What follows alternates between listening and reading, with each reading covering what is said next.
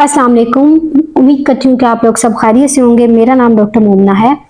आज की इस वीडियो में हम एक बहुत ही इम्पोर्टेंट टॉपिक के बारे में बात करेंगे कि अक्सर पेशेंट ये क्वेश्चन करते हैं कि जब हमारे पीरियड्स मिस हो जाते हैं तो हमें किस टाइम पे अल्ट्रासाउंड करवाना चाहिए प्रेगनेंसी के लिए, या हमें किस टाइम पे अपने डॉक्टर से कंसल्ट करना चाहिए। ये सब कुछ मैं बताऊंगी आपको आज की इस वीडियो में।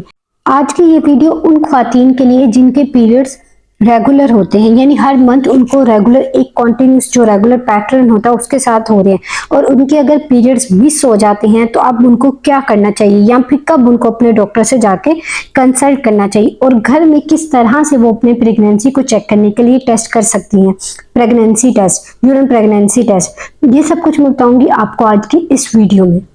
पीरियड्स के रेगुलर होने का मतलब ये है कि आपको एक स्पेसिफिक ड्यूरेशन के बाद आपका जो साइकिल है वो दोबारा से रिपीट होता है। ये हर फीमेल टू फीमेल वेरी करता है। कुछ फीमेल्स का जो साइकिल होता है वो 28 डेज का होता है, कुछ का 30 डेज का होता है, और किसी का 32 डेज का होता है। तो ये हर वुमेन टू वुमेन वेरी करता है और इसको नॉर्मल कंसीडर किया जाता है। चाहे तो आपको 28 दिन के बाद पीरियड्स आ जाए या 36 दिन के बाद पीरियड्स आ जाए, ये दोनों चीजें आपके एक नॉर्मल वेरिएंट के अंदर शुमार होती हैं। अगर आपकी शादी होगी और आपको आपके जो पीरियड्स थे वो बिल्कुल रेगुलर थे और आपके रेगुलर पीरियड्स थे, लेकिन शादी के बाद आपका पीरियड्स मिस हो गए, तो आपने अपने पीरियड्स के मिस होने के बाद 1 या 2 दिन के बाद अगर आपको लगता है कि आप प्रेग्नेंट हो सकती हैं, तो उस कंडीशन में आपने अपने पीरियड मिस होने के बाद 1 या 2 दिन के बाद आपने घर में अपना यूरिन प्रेगनेंसी यूपीटी टेस्ट करना है।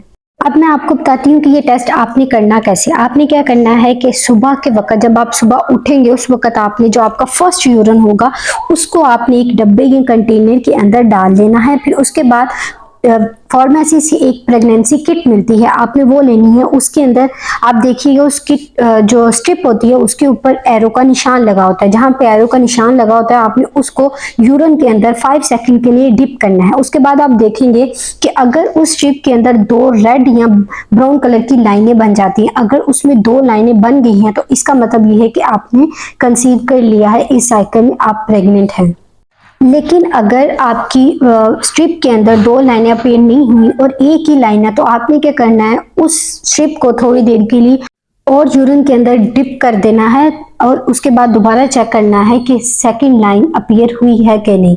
अगर उसमें 2 लाइनें नहीं आई तो आपने क्या करना है, नेक्स्ट डे दोबारा उस टेस्ट को करना है। अगर उस टाइम पे भी आपकी जो लाइन है वो एक ही है और 2 नहीं आ रही, तो इसका मतलब है कि इस साइकिल में आपके पीरियड्स मिस होने की वजह प्रेगनेंसी नहीं है, कोई और वजह है जिसकी वजह से आपके पीरियड्स डिले हो गए हैं।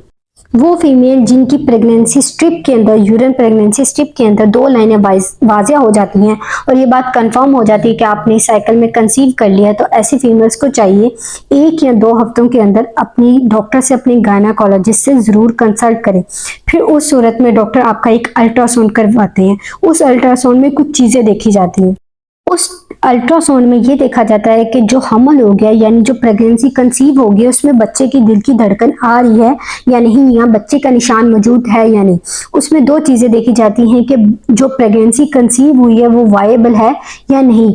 अगर तो आपकी प्रेगनेंसी वायबल है तो उस कंडीशन में मैंने आपको एक वीडियो में भी बताया था कि प्रेगनेंसी से पहले आपने, जब आप कंसीव करना चाहती होती हो उससे 3 मंथ पहले आपने जो फॉलिक एसिड की मेडिसिन है उसको लेना स्टार्ट कर देना, क्योंकि ये आपकी कंसीव करने में बहुत ज़्यादा हेल्प करता है।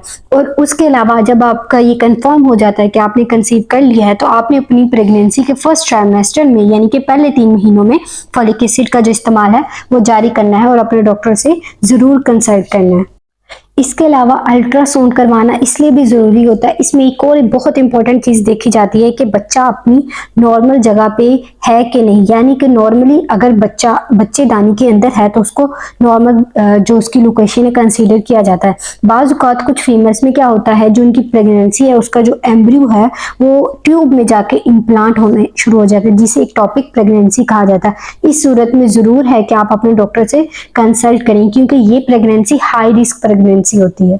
अब मैंने आपको 2 चीजें बताई हैं। एक तो आपने घर में प्रेगनेंसी टेस्ट करके देखना है कि आपकी प्रेगनेंसी है या नहीं। उसके बाद आपने अपने डॉक्टर से कंसल्ट करके जो अल्ट्रासाउंड करवाया उसमें आपने अपने बेबी की लोकेशन को कंफर्म कर लिया है।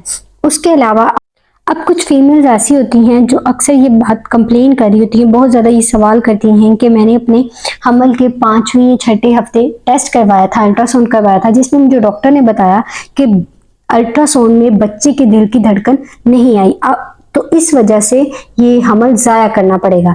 अब ये सवाल जो है बहुत ज़्यादा फीमेल्स पूछती हैं कि इसकी क्या वजह है। अब यहाँ पे मैं आपको एक बात क्लियर कर दूं कि हमल के शुरू के दिनों में अक्सर अल्ट्रासाउंड में बच्चे की जो दिल की धड़कन है उसका ना मिलना या दिल की धड़कन का वाज़ह ना होना परेशानी का बायस नहीं होता।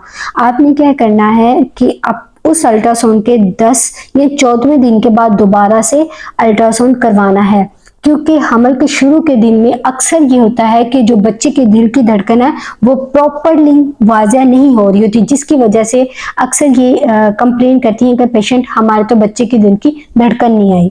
तो इसलिए ऐसी कंडीशन में अक्सर हम पेशेंट्स को यही कहते हैं कि आपने 10 से 14 दिन के बाद दोबारा ये अल्ट्रासाउंड करवाना है, ताकि ये बात वाज़ह हो जाए कि बच्चे के दिल की धड़कन मौजूद है या नहीं। अगर तो मौजूद हो तो फिर उसके अकॉर्डिंग प्रेगनेंसी को लेकर चला जाता है, वो सब कुछ आपका डॉक्टर गाइड कर देगा। लेकिन अगर बच्चे के दिल की धड़कन मौजूद ना हो तो उस कंडीशन में फिर आपको आपके जो डॉक्टर हैं वो अच्छे से गाइड कर देंगे कि अब नेक्स्ट स्टेप आपने क्या करना है। उम्मीद करती हूँ कि आज की ये वीडियो आपके लिए हेल्पफुल रही होगी। अगर आपको मेरी आज की ये वीडियो पसंद आई है तो आप मेरे चैनल को सब्सक्राइब करें, मेरे वीडियोस को लाइक करें। उसके अलावा अगर आपका इस वीडियो से रिलेटेड कोई भी क्वेश्चन है तो आप मुझसे कमेंट सेक्शन में पूछ सकते हैं। मिलते हैं नेक्स्ट वीडियो में, तब तक के लिए अल्लाह हाफिज़।